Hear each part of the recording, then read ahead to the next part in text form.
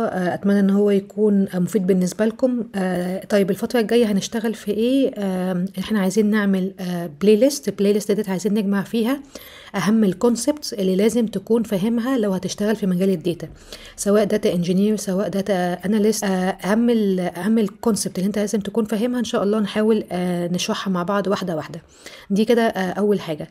ليه بنعمل كده؟ عشان احنا اتكلمنا قبل كده في فيديوز كتيره جدا مع اللقاءات اللي احنا بنعملها مع ناس مختلفه في مجال الداتا باختلاف التايتلز بتاعتهم، كلهم اجمعوا ان الكونسبت دوت حاجه مهمه جدا، لان التولز بتختلف من شركه لشركه. فلما بيجي يعملوا انترفيو لاي حد بيسالوه في الكونسبت، لان الكونسبت مش بيتغير من شركه لشركه، لكن التول ممكن تتغير من شركه لشركه. فعشان كده ان شاء الله البلاylist ديت مهمه جدا انك تكون متابعها وتفهم كل حته فيها.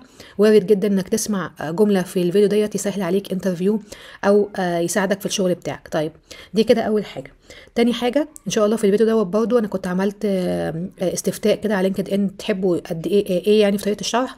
فالناس اجمعت ان يكون في يعني ايه تجميعه بين السلايدز وان احنا كمان نشرح كاننا بنشرح على وايت بورد. فان شاء الله الفيديو ده هنعمل كده. تالت حاجة بقى، طبعا انتوا عارفين ان المحتوى دوت مجاني 100%، بس هو بياخد وقت طويل جدا، والواحد بيشتري حاجات كتير جدا عشان يقدر يعمل حاجة على مستوى كويس يقدر يفيد الناس. ما تبخلش لو تقدر تدعم التشانل او المحتوى، بحيث ان نقدر نكمل ان احنا نقدم محتوى عربي مجاني. في كذا طريقه تقدر تدعم بيها التشانل. اول حاجه في اللي هي السوبر ثانكس ديت، اللي هي بتلاقوا كده تحت الفيديو في 3 نقط كده، في حاجه اسمها سوبر ثانكس ديت. تقدر تدعم التشانل باي حاجه في مقدرتك. لو مش مقدرتك فلوس مفيش مشكله، تقدر تدعم التشانل بانك تعمل لايك او كومنت او تشير التشانل مع النتورك بتاعتك، بحيث انك تساعدنا الفيديو ينتشر بشكل اكبر عشان نقدر نكمل في المسيره ديت، لانها فعلا بتستهلك كتير من الواحد. طيب ده كده باختصار كل حاجه. النهارده بقى هنتكلم عن ايه؟ هنتكلم عن الداتا موديلنج. مهم جدا تبقى عارف الداتا موديلنج، لان هو ده الاساس بتاع اي تيم. من غيره مش هيبقى عندك داتا منظمه، مش هتعرف تعمل داتا اناليسيس، مش هتعرف تعمل حاجه. فتعال الاول نشرح يعني ايه داتا موديلنج. تعال ناخدها بمثال بسيط جدا. انت لما بيكون عندك مهندس معماري، فانت لو انت عندك مره كده، المهندس بيعمل ايه؟ هو بيبدا يحط الخطه بتاعته، كام دور مثلا العماره تبقى كام دور، هيبقى فيها كام شقه،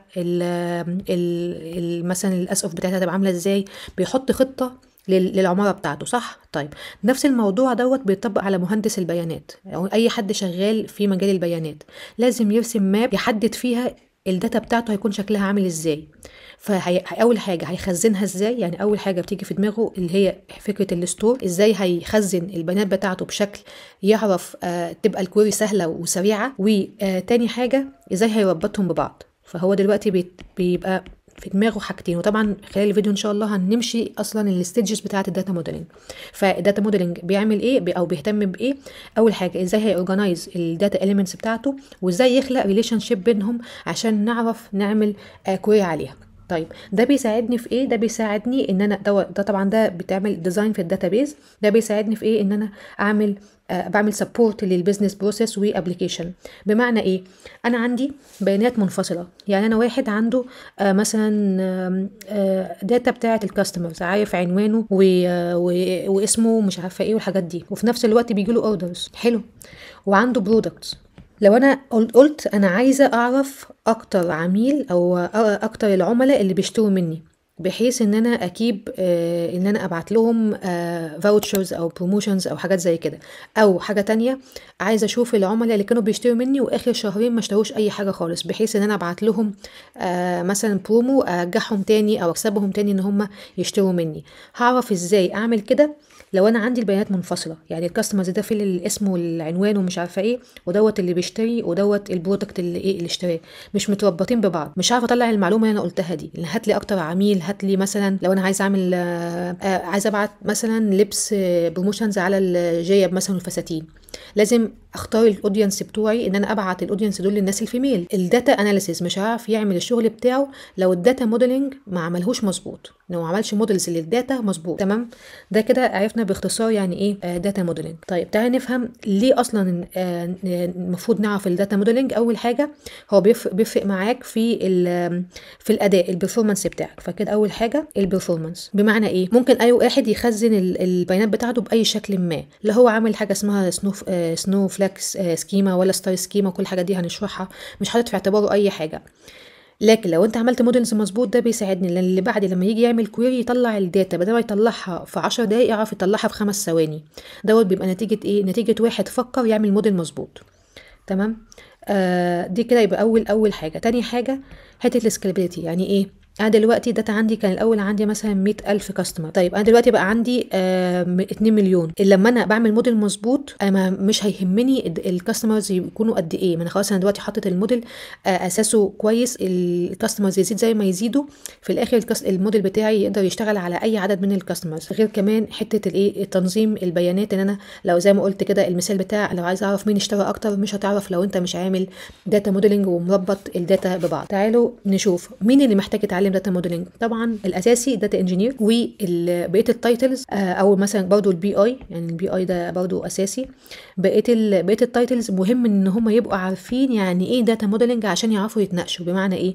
لو داتا ساينتست مثلا عايز يضيف مثلا كولوم في موديل علشان هيفيده في حته البريدكشن بتاعه او الموديل اللي هو عايز يعمله، لو هو مش فاهم يعني ايه داتا موديلنج هو مش عارف يتناقش مع اي حد. فعشان كده بقول الكونسبت دي هي مهمه جدا لاي حد هيخش مجال الداتا. ما ينفعش تبقى انت شغال في مجال الداتا ومش عارف يعني ايه سنو فلاك سكيما او ستار سكيما، وايه الفرق بينهم، يعني ايه داتا موديلنج، بعمله ازاي اصلا. كل دوت لازم تكون عارفه. ان شاء الله في خلال الفيديو دوت انت هتكون مغطي الحته دي كويس جدا.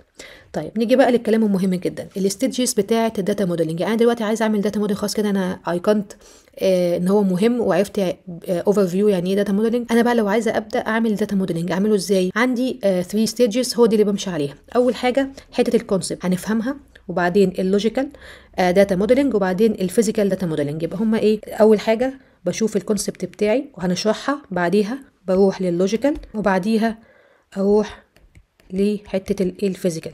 تعالوا بقى نشرحها واحده واحده. والداتا موديلنج من احلى الحاجات اللي ممكن تتعلمها. اول حاجه تعالوا نشوف الكونسبت دوت اللي هو ايه، او اول خطوه اول ستيج اللي هي ستيج نمبر 1.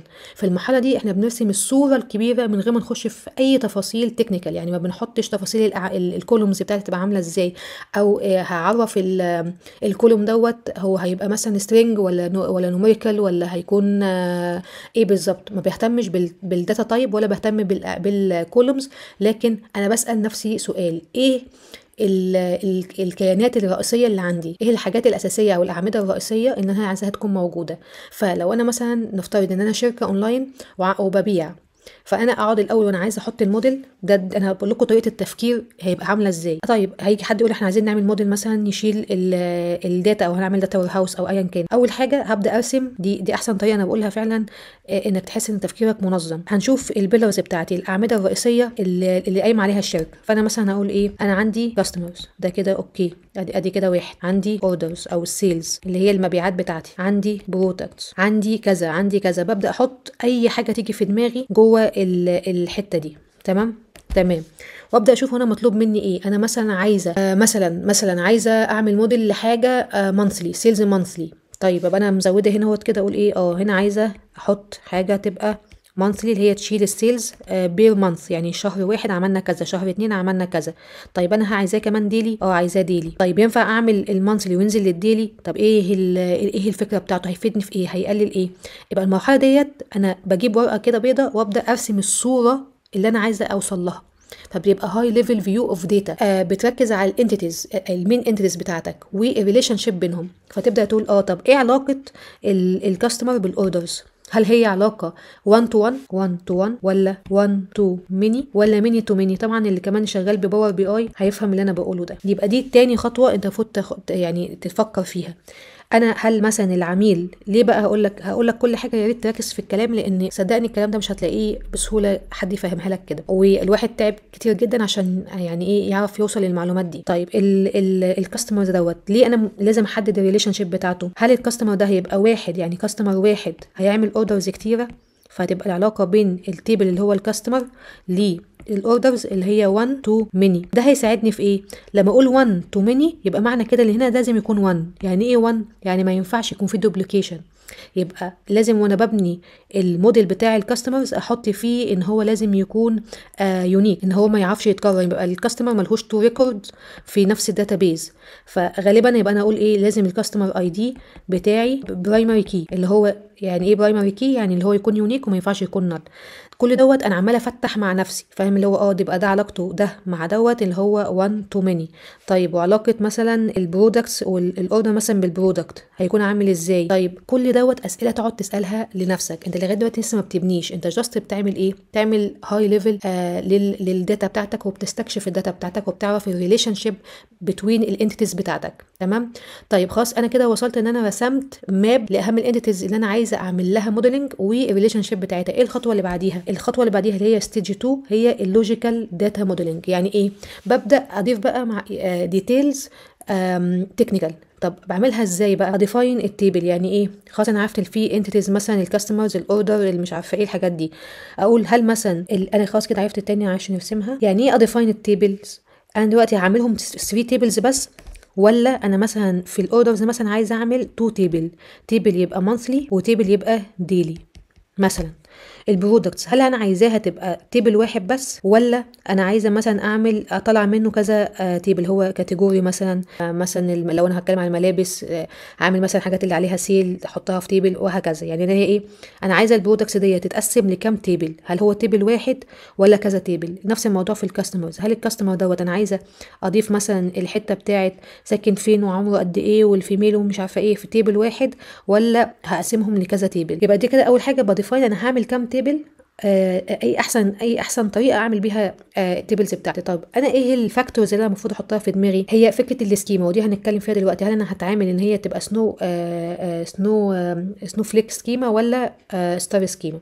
ده كده الجزء التاني. طيب اللي بعديها تعالوا بقى نكمل اكتر في الحته دي. انا لازم احدد يعني ايه الفاكت تيبل، انهي تيبلز هتبقى فاكت وانهي تيبل هتبقى دايمنشن.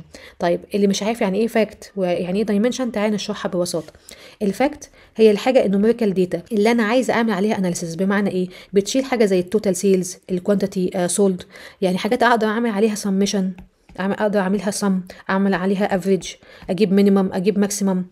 لما وانا عايزه اعرف، انا هعرف عايزه اعرف يعني التيبل بتاعي يكون فاكت ولا تيبل، اسال نفسي هو انا التيبل ده مستنيه منه ايه؟ مستنيه منه اعرف مثلا الافريج بتاع الريفينيو بتاعي، او السمشن بتاع الريفينيو بتاعي، او انا بعت قد ايه. ده كده اللي هي بيبقى فيها ترانزاكشنز. فالترانزاكشنز بتيكوال فاكت تيبل. تمام كده. يبقى دي غطينا حته الايه؟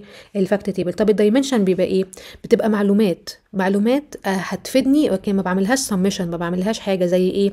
زي مثلا الكاستمر دوت، هل هو ميل؟ هل هو فيميل؟ طب الايدج بتاعه ايه؟ طب ساكن فين؟ الادرس بتاعه. طيب مثلا الايميل بتاعه ايه؟ رقم تليفونه ايه؟ يبقى المعلومات اللي على الكاستمرز دي معلومات. بدل معلومات لا انا بعرف اعمل لها سمشن ولا افريج ولا اي حاجه، بتعمل ايه؟ بتعمل ديسكريبشن للكونتكست بتاعتي ديت كده. يبقى ده كده دايمنشن، يبقى كده ده دايمنشن تيبلز. بكده احنا ايه؟ عرفنا الفرق بين الفاكت تيبلز والدايمنشن تيبل. ليه ده مهم؟ لان انا بعد ما برسم التيبلز بتاعتي ببدا احدد التيبلز اللي انا عايزه اعملها مين فيهم فاكت ومين فيهم دايمنشن. يبقى دي كده اول خطوه. يعني لو رجعنا هنا تاني، خلاص كده احنا هنا عرفنا انا هعمل مثلا الكاستمر ده في تيبل واحد ولا كذا تيبل، الاوردر نفس الموضوع. ابدا بقى اقسم الكاستمر دوت هيبقى ايه؟ هيبقى دايمنشن. طيب الاوردر ده هيبقى ايه؟ هيبقى فاكت او السيلز عامه. البرودكتس ده هتبقى ايه؟ هتبقى دايمنشن. ليه؟ لان كل الحاجات فيها معلومات عن البرودكتس بتاعتي، وده برضو معلومات عن الكاستمرز، دي بس اللي شايله ايه؟ شايله الترانزاكشنز. اوكي. طيب برضو حته كده، لو عايز تبقى شغلك منظم، ممكن عشان يعني في الاول انت لسه في الاول، لما تيجي تسمي التيبل تحط ديم واسم التيبل. يعني مثلا ديم كاستمر، يبقى انت كده عرفت الايه؟ ان التيبل ده دايمنشن او فاكت اوردرز. فكده ايه؟ يبقى كده التيبل ده فاكت. ماشي، دي كده حته على جنب. كده احنا شرحنا الفاكتوريال. نيجي بقى نخش للستار سكيما. دي بقى الخطوه اللي بعديها. احنا كل دوت لسه في ستيج 2 اللي هو اللوجيكال، ان انت بتضيف معلومات تكنيكال للرسمه بتاعتك. الماب اللي انت عملتها في اول حاجه خالص. انا عايزه استخدم ستار سكيما ولا سنوفليك سكيما؟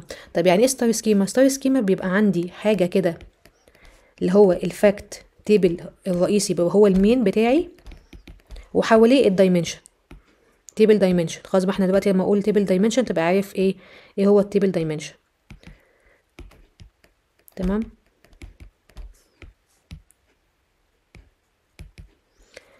ده كده حتى هو عامل ايه شكل الستار. ده كده مفهوم الستار سكيما. طيب هتلاقي ان هو في حته لازم تكون عارفه حته ان هو بيقول لك ايه connected to normalized dimension. بمعنى ايه؟ بمعنى ان الدايمنشن بتاعي الدايمنشن بتاعي هو تيبل واحد فيه كل المعلومات. فانا مثلا عندي الكاستمر تيبل كبير فيه كل المعلومات، اسمه وعنوانه ورقم تليفونه الايدج الفيميل ايا كان معلومه. نفس الموضوع في البرودكت. يعني ايه دي نورماليزد؟ يعني برضو نفس الحته، هو تيبل كبير جدا شايل الاي دي بتاع البرودكت، الكاتيجوري بتاعته عامله ايه، الدايمنشنز، السيريال نمبر بتاعه، كل المعلومات. فدي كده ان انا ما عملتش نورماليزيشن للتيبل بتاعي. بمعنى ايه؟ حطيت كل المعلومات في تيبل واحد. لو انا عايز اعمل نورماليزيشن للدايمنشن تيبل بتاعي كده هقلبه سنوفليك سكيما. خد بالك من الجمله دي. هقولها واشرحها دلوقتي. طيب بس خلينا بس نرجع في خطوه ورا. حته الستار سكيما مفيده في ايه؟ ان هي سيمبل زي ما احنا قلنا كده، ما بعقدش الديزاين بتاعي. هو تيبل فاكت وحواليه دايمنشنز. ده بيساعدني ان هي تبقى فاست كويري، وهقول لك ليه تبقى فاست. اوكي. طيب السنو بقى فليك بتاعتي بتبقى ايه الفكره بتاعتها؟ انا عندي فاكت تيبل. خلاص برضه احنا عرفنا كده اللي هو ايه يعني ايه فاكت، اللي هو مثلا في حالتنا يبقى الاوردرز او السيلز. وعندي تيبل هنا دايمنشن. التيبل الدايمنشن دوت بقى عايزه اعمله نورماليزيشن. يعني ايه نورماليزيشن؟ يعني التيبل الواحد انا عايزه من جواه اقسمه تيبلز معينه. بمعنى ايه؟ يعني انا مثلا البرودكت، بدل ما البرودكت ابدا اقول ان هو فيه كل المعلومات بتاعه الكاتيجوري والسيريال نمبر ومش عارف ايه، لا افرق. يبقى مثلا عندي تيبل اسمه كاتيجوري، ده بيشيل ايه؟ او خليه كده برودكت كاتيجوري. ومثلا تيبل تاني اسمه البرودكت مثلا ايتمز، ده اللي هو فيه الايتمز مش عارفه ايه. وهكذا هعمل مثلا حاجه اسمها ستورز، تيبل اسمه ستورز اللي هو بيشيل كل ستور بيشيل مثلا معلومات ايه، او بيشيل انهي برودكت. يبقى الدايمنشن بتاعي اتفرع لكذا تيبل دايمنشن. فانا كده عقدت شويه الديزاين بتاعي. وكده مثلا ده دايمنشن واتفرع منه تيبلز دايمنشن تانية. بيبقى مور كومبلكس، بيبقى مور كومبلكس، بس بيفيدني في ايه؟ ان هو بيريديوس الداتا دوبليكيشن. ليه؟ لان انا مثلا عندي مثلا تو ريكورد. لو انا عايزه اقول مثلا ده الكاتيجوري بتاعه مثلا هنا في موبايل مثلا سوني ولا اي حاجه، وده موبايل برضه. ده الكاتيجوري بتاعه مثلا الكترونكس مثلا حاجه، وده الكترونكس حاجه تانية. انا ده كده في حصل دوبليكيشن، عندي نفس الريكورد مكتوب عليه مرتين. لو انا قسمته لتو تيبلز انا كده فرقت. هخلي هنا كده موبايل مره واحده بس، الموبايل والنوع بتاعه مثلا الكاتيجوري 1. عايز تروح تشوف الكاتيجوري 1 ده هتروح تعمل تشوف التيبل التاني الكاتيجوري 1 دوت ايكوال ايه. يبقى انا دلوقتي ايه؟ بدل ما بعمل تيبل واحد فيه تو ريكوردز، لا انا هعمل كاني بعمل لوك اب للتيبل، فاروح ازود تيبل تاني اقدر اطلع منه معلومه. فده كده فكره النورماليزيشن، انها ايه بقسمها لتيبلز كتيره. هنلاقي بقى ايه؟ ان دي هتبقى ابطأ شويه. ليه؟ لان انا كل ما بكتر التيبلز بكتر على نفسي الجوينز، ولما بكتر الجوينز بيبقى ايه؟ الكوري ابطأ شويه. فتعالى نعمل كده يعني ايه اسمها ايه مقارنه بين الستار سكيما وسنوفليك سكيما. في الستار سكيما هنلاقي الدايمنشن تيبل نورماليزد. خلاص احنا عرفنا يعني ايه نورماليزد، ان انا عندي تيبل واحد شايل كل المعلومات. في السنوفليك سكيما هنلاقيها نورماليزد. نورماليزد يعني ايه؟ يعني تيبلز كذا تيبلز، مالتيبل اوف تيبلز. السمبلسيتي بتاعتي طبعا الستار سكيما هتلاقيها ايزير، يعني الديزاين بتاعي هو عباره عن فاكت وحواليه دايمنشن وخلاص كده. ده كده الديزاين. لكن سنوفليك هيبقى مور كومبلكس، هيبقى الفاكت وحواليه دايمنشنز، بس الدايمنشنز دي برضو طلع منها دايمنشنز. اوكي. فده كده ايه سنوفليك. الكويري سبيد هتلاقي دي فاستر ودي سلو. ليه؟ عشان في طبعا جوينز، لان انت لما بتكتر التيبلز هتكتر وانت بتقول ايه اي ماشي، هيبقى هنجوين للكاتيجوري تيبل وهجوين معاها البرودكت ايتم. فكل ما بتكتر دوت بتكتر الوقت بتاعك. في برضو معلومه عايزه اقولها، السنوفليك زي ما الستار سكيما هنا فاستر، بس هي بتاخد ستورج اكتر. خلي بالك من المعلومه دي، ستورج اكتر. فمثلا لو هنا 12 جيجا بايت، هنا هتبقى 8.5 جيجا بايت. تاني معلش عشان اعيد الحته دي، الستار سكيما هي فاستر بس بتاخد ستورج اكتر. فلو هنا 12 جيجا بايت هنلاقيها في نفس الداتا في السنوفليك هتاخد 8.5 جيجا بايت. ليه؟ لان انا في سنوفليك سكيما بيفيدني ان انا بعمل ريديوس للدوبليكيشن، ميبقاش عندي خلاص دوبليكيشنز زي ما احنا خلاص شرحناها. فطبعا بدل ما بتخزن التيبل فيه دوبليكيشنز مثلا كل كولوم متعاد مرتين 3، هتخزنه مره واحده بس وتفرق بين التيبلز. فعشان اختار بقى الستار سكيما والسنوفليك سكيما بحط الفاكتورز دي. انا المهمه عندي ان تكون الكويري بتاعتي فاستر، ولا مهمه عندي ان الاستورج بتاعتي تكون اقل. وعلى حسب اليوز كيس بتاعتي اقدر اختار بين سنوفليك سكيما وستار سكيما. اتمنى ان شاء الله يكون الحته دي مفيده بالنسبه لكم. والكلام دوت مهم قوي قوي قوي، مش هتلاقوه بسهوله ان حد يشرح الحته دي كده. فاتمنى يعني تكون واضحه بالنسبه لكم. طيب ستيج نمبر 3 دي بقى اخر حاجه خلاص. انا كده حطيت كل الموديلنج اللي انا عارفاه او كل الحاجه اللي انا عايزه استفهم عنها. يبقى ايه الخطوه اللي بعديها؟ هي في حته الفيزيكال داتا موديلنج. ابدا بقى اكريت واعمل SQL وسنتكس، وابدا بقى احدد انا هبني الكويري نفسها ازاي. بمعنى ايه؟ انا دلوقتي عايزه اعمل كرييت تيبل، احدد الاندكس بتاعي. طبعا معلومه سريعه لو ما اعرفش حد يعرف، الاندكس عامل زي الفهرس. انت عايز لما تيجي تدور على الداتا تطلع بسرعه. بمعنى ايه؟ انا عايز مثلا، انا لو حاجه مبنيه على سيلز ديلي، فانا طبيعي لما اطلع الداتا منها اطلعها عايزه مثلا في اليوم الفلاني الريفينيو بتاعي كذا، يبقى الكي بتاعي اليوم الفلاني. يبقى انا هخلي الاندكس بتاعي على السيل ديت اللي هو التاريخ البيع. ليه؟ يبقى ده الفهرس بتاعي. يبقى انا بقول له طلع لي الداتا بتاعت يوم 1/1، يبقى الاندكس بتاعي يطلعه لي بسرعه كانه بعمل فهرس. فلازم تعمل اندكس الكيز اللي هي هل ده هيبقى برايمري كي ولا فورين كي. طبعا شرحنا قبل كده عن ايه برايمري كي وفورين كي، ممكن ترجعوا تسمعوها. وكونسترينز، يعني ايه كونسترينز؟ يعني القيود اللي انا عايزاها. هل انا عايزه مثلا في تيبل عندي مهم ان هو يكون نوت نل، ما ينفعش يجي لي نل.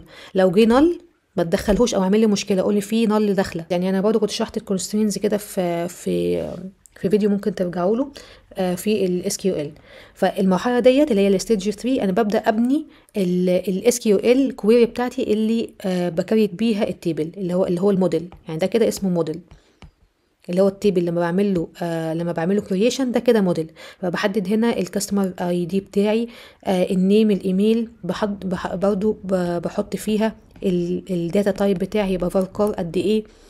لو الفاركار ده حطيته قليل مثلا حطيته 20 والداتا اللي جايه لي اكتر من 20 هيديني ايرور. فعشان كده خد بالك ما يكونش كبير قوي وما يكونش صغير قوي، عشان لو كبير قوي هياخد مساحه ستورج كبيره، لو صغير قوي هيديك ايرور كل شويه.